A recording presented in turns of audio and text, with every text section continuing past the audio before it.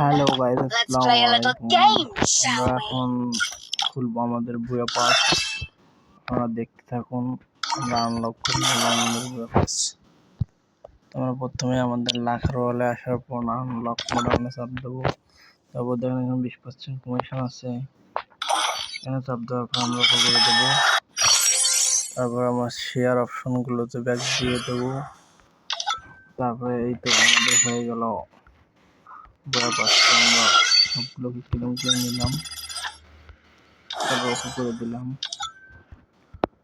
তো এই ছিল আজকের ভিডিও। দেখা যাক আমাদের আসলো।